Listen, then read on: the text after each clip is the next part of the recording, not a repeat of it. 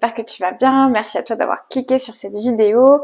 Aujourd'hui, on est le samedi 26 mars et ce soir, je pars pour Barcelone.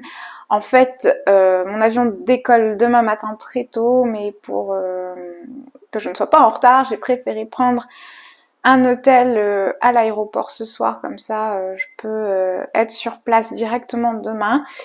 C'est mon premier solo trip, donc je suis un petit peu excitée, un petit peu stressée aussi en même temps, mais c'est du bon stress. Et je m'étais dit que bien évidemment il fallait que je vlogue ça, sachant que ça fait, oh mon Dieu, plus de 2 ans que j'ai pas voyagé à l'international à cause du Covid. Mon dernier vlog voyage, c'est celui du Japon, que je te mettrai en lien dans la barre d'infos si tu ne l'as pas vu. Du coup voilà, j'espère que ce petit vlog te plaira et que ça te donnera des idées de places et d'endroits à visiter à Barcelone, sachant que là, aujourd'hui, j'ai absolument rien planifié, j'y vais totalement à l'arrache. Bon, j'ai quelques idées, j'ai regardé des vidéos, mais j'ai rien programmé du tout parce que j'ai simplement pas eu le temps. Cette semaine, c'était la folie. J'avais 2 vidéos à monter pour ma chaîne, en plus de mon taf à temps plein, donc j'étais vraiment sous l'eau. Donc voilà, je me dis advienne que pourra, je ferai au jour le jour. Et ce sera l'occasion de me challenger parce que j'ai jamais voyagé toute seule par moi-même. Donc voilà, je vais t'emmener avec moi et j'espère que tu kifferas autant que moi. Alors je vous reprends 36 000 heures plus tard, il est 21 heures passées. Je viens d'arriver dans mon hôtel, donc je passe la nuit sur Paris pour prendre mon avion demain matin. J'ai réservé un hôtel pas loin de l'aéroport. Alors c'est un hôtel F1. Je suis assez surprise parce que j'ai déjà eu de mauvaises expériences avec les hôtels F1, c'est des hôtels low cost pas chers. Celui-ci a été entièrement rénové, je vais vous faire un petit room tour. Et j'ai ajouté un petit supplément pour avoir une salle de bain privative. J'ai quand même payé 70 balles la nuit pour un petit, je sais pas, on va mettre 10, pour avoir un petit 10 mètres carrés. Je trouve que c'est quand même cher pour ce que c'est, mais bon, en tout cas c'est propre. Donc voilà, là je suis à l'entrée, il y a une petite salle de bain privative, nickel, qui est petite mais propre avec une douche. Il y a du gel douche et un petit évier. J'aime bien le carrelage, donc voilà, c'est propre. Il y a une petite serviette et un lit. Voilà. Donc ça reste assez basique, c'est parfait pour passer la nuit. Puis j'aime bien le petit papier peint qu'ils ont mis là. Donc j'ai payé 70 balles, mais c'est moins cher si vous prenez pas de salle de bain privative. Faut compter, je crois, 15 € en plus pour une petite salle de bain. Faut compter. Alors je vous reprends du lendemain, on est dimanche matin, 10h. Si tu me suis sur Instagram, ce que je vais te dire ne sera sûrement pas une surprise, mais j'ai loupé mon avion. J'ai le seum, mais genre j'ai la taille de mon seum n'a pas de limite. Ce qui s'est passé, c'est qu'en fait je me suis plantée dans les horaires. J'ai confondu les horaires du départ avec ceux du retour. Donc hier quand j'ai consulté les billets, c'était en fait mes billets de retour. Mon avion de retour décollait à 9h et arrivé à 11h. Alors que celui de l'aller, donc celui que je devais prendre aujourd'hui, partait à 7h15. Donc voilà, je me suis pointée à 9h. Alors que mon avion décollait à 7h. Je vous raconte pas, je suis encore sur le cul. Le pire, c'est qu'en plus, j'ai très mal dormi. J'ai fait limite nuit blanche, comme la nuit d'avant. Ce qui, je pense, explique pourquoi je me suis plantée dans les horaires. Je dors très mal en ce moment. Symptômes prémenstruels, je vais bientôt être réglée, ça m'arrive à chaque fois. Et voilà. Alors j'ai réussi à trouver une place. Il restait une place sur le prochain vol qui est à 20h ce soir. Donc j'ai eu de la chance, mais j'ai dû payer 129 € de plus. Ce qui est plus cher que l'aller-retour, tout compris. Quand j'ai réservé mes billets, je les ai payés 110 € les deux. Donc là j'ai payé 129 € en plus. Donc voilà. Ça c'est moi tout craché, hein. Franchement je suis la pire maladroite possible. Ça m'est déjà arrivé en plus il y a 5 ans pour mon voyage en Islande. J'ai raté mon avion à l'aller et mon train sur le retour. Du coup le solo trip commence mal, hein. Du coup là il est 10h et j'ai 10h à glander. Mon vol est à 20h30 ce soir, donc il est hors de question que je quitte l'aéroport. Parce que j'ai loupé mon vol une fois, je vais pas le louper une deuxième. Donc bon, au final, je loupe une journée complète à Barcelone. Mais j'ai réussi à trouver un vol, donc ça c'est le bon côté des choses. Et il restait une place quoi, donc merci mon Dieu. Ça aurait pu être bien pire. Du coup je suis éclatée. Franchement, j'ai pris un café pour essayer de me réveiller un petit peu, mais de nuit où je dors quasiment pas de suite, c'est difficile. Plus le stress que j'ai vécu ce matin, c'est dur, j'ai mal au crâne. Et je sais pas ce que je vais faire de ma journée, quoi. Là j'ai quand même 10 heures à glander.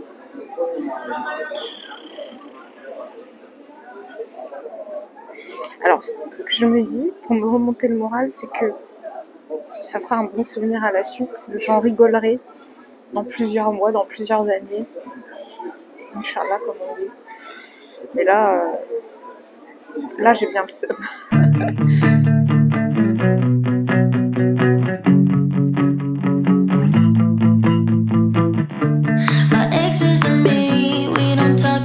Du coup là il est 13h45, je me suis posé un prêt-à-manger, si vous connaissez pas, c'est une chaîne qui propose des plats bio, fait maison, du café bio un peu à la Starbucks mais de meilleure qualité. Il y en a un à Charles de Gaulle, du coup je vous recommande à 100% ce restaurant là si vous connaissez pas. J'ai checké et j'étais surprise d'apprendre qu'il y avait une salle de prière à l'aéroport Charles de Gaulle, au terminal 2.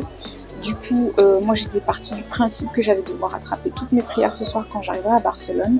Et quelle ne fut pas ma surprise de découvrir qu'il y avait une salle de prière dans un aéroport français. Du coup, je vous emmène avec moi.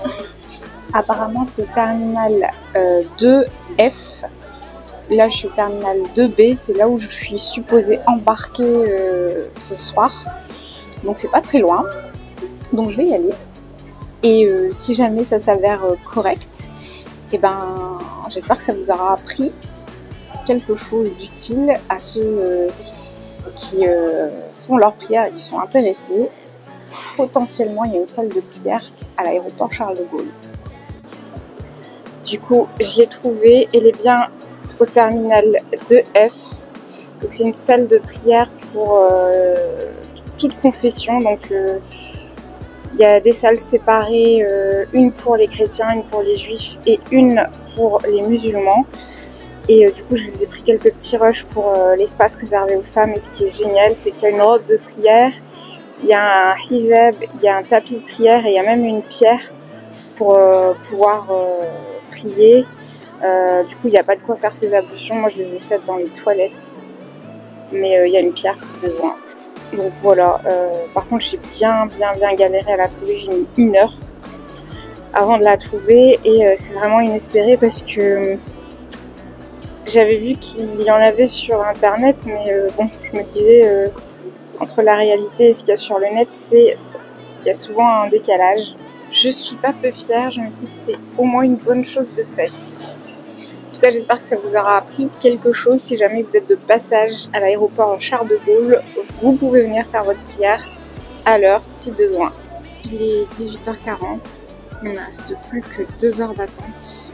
Je suis à la porte d'embarquement, il y a du monde de malades. Je suis assise à terre comme une clodo et je vlog devant tout le monde. Je suis arrivée au point où je m'en fous complètement et je suis contente. En vrai, c'est passé vite parce que j'ai vlogué, mine de rien, je vous ai emmené avec moi dans cette mésaventure et ça m'a aidé à faire passer la journée beaucoup plus rapidement. Et du coup, l'avion décolle à 20h35. Je sais plus si je l'ai dit, mais j'ai eu une chance de malade, il restait plus qu'une place sur ce vol. Donc au final, tout est bien qui finit bien. Par contre, je vais devoir payer un supplément encore pour mon Airbnb parce que j'arrive beaucoup plus tard que ce qui était prévu. Et le check-in tardif après 22 heures, il faut rajouter 25 € ou 35 € de supplément.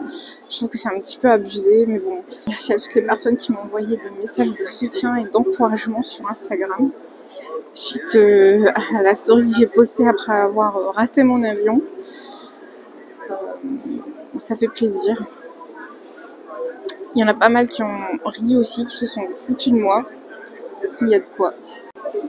Du coup, j'ai regardé des vidéos YouTube et j'ai regardé sur internet des choses à faire sur Barcelone. J'ai trouvé pas mal de petits trucs sympas. J'ai booké mon billet pour la Sagrada Familia. J'espère la faire demain avec un parc, le parc Güell. Voilà. Mais franchement, c'est passé vite. Bon, je viens d'arriver à mon Airbnb, il est minuit passé. Je vous fais un rapide petit room tour avant de saloper la chambre qui est si joliment préparée. Alors, je m'attendais à une chambre un petit peu plus grande. Donc, voici à quoi ça ressemble. Donc là, il y a le lit, une petite table de chevet, des patères pour accrocher ses affaires, une chaise et un armoire, un énorme armoire pour mettre ses affaires. Donc je suis assez surprise en fait. Pour information, j'ai pris une chambre dans un grand appartement avec plusieurs salles de bain et une cuisine partagée parce que ça revenait moins cher. J'en ai eu pour 400 € à peu près la location et l'appartement est grand. Je vous ferai un room tour, je vous ferai un flat tour demain parce que là je suis éclatée, mais voilà, en tout cas c'est un espèce de vieil appartement qui est rénové dans les endroits principaux, avec un grand salon partagé, etc. Je vous montrerai tout ça. Pour l'instant, moi j'aime piéter.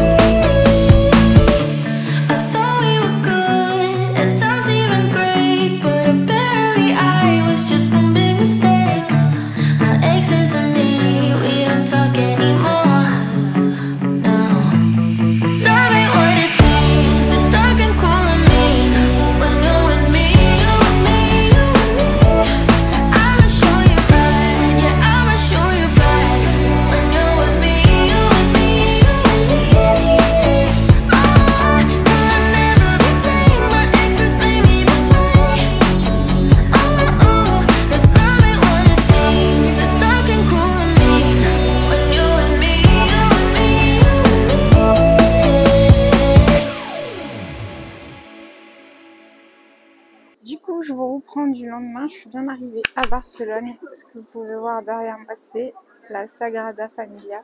Je suis arrivée à bon port à mon Airbnb. C'est un Airbnb qui se trouve à 10 minutes de la Sagrada Familia. Je vous ai fait un petit retour, mais franchement, je vous le déconseille parce que c'est une toute petite chambre, il n'y a pas de fenêtre, il fait hyper chaud. La rue est très bruyante, c'est mal isolé et franchement j'ai fait une nuit très courte alors que mes nuits précédentes j'avais fait une insomnie aussi. Donc voilà, je suis un petit peu dégoûtée et déçue par rapport au Airbnb. L'appartement lui-même est top, hein, il est rénové, etc. Mais c'est plus, on va dire, la chambre en elle-même qui est pas ouf. Du coup, là il est 10h, j'ai pris mon billet, j'ai réservé mon billet en ligne pour la Sagrada Familia à midi. Il est fortement conseillé de... Alors, je suis un petit peu à contre-jour, désolée. Alors il est conseillé de réserver son ticket en ligne. Donc pour la Sagrada Familia, il est conseillé de réserver son ticket en ligne parce que sinon il y a une queue de plus de 2 heures. Donc c'est ce que j'ai fait hier pendant que je glandais à l'aéroport. Là il est 10h, mon ticket est à 12h30. Du coup j'ai le temps de faire un petit tour. L'objectif c'est de me poser, de me faire un matcha. J'ai vu un Starbucks. Donc je vais sûrement aller me poser là-bas. Voici à quoi ressemble la Sagrada Familia vue de face.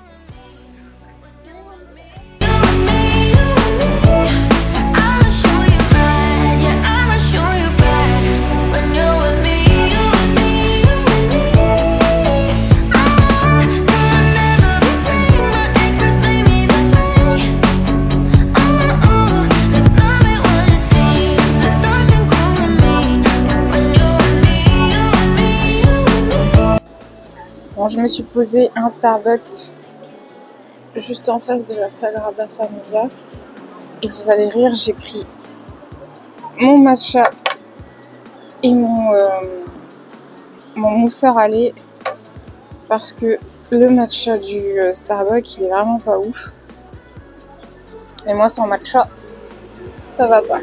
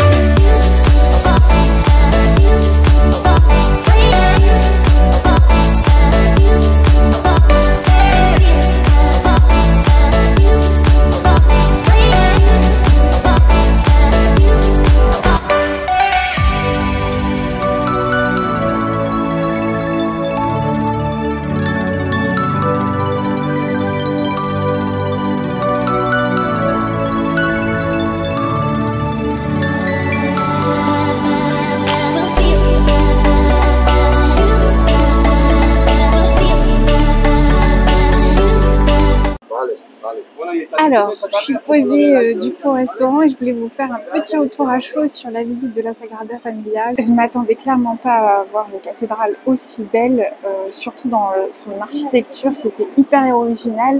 On retrouvait des motifs végétaux un petit peu partout, les colonnes étaient inspirées d'arbres, C'est franchement l'une des plus belles cathédrales que j'ai vues et c'est de toute façon un passage obligé dans votre visite à Barcelone si jamais vous êtes de passage. Moi j'ai fait une visite en solo et c'est bien fait parce qu'en fait ils proposent une application, de télécharger l'application quand on est sur place. Et dans cette application il y a une visite guidée en audio, du coup c'est vachement pratique, ça permet d'avancer à son rythme et d'écouter en même temps les descriptifs. On prévoyait des écouteurs parce que j'ai oublié les miens et du coup c'était un petit peu délicat pour écouter les explications sans écouteurs.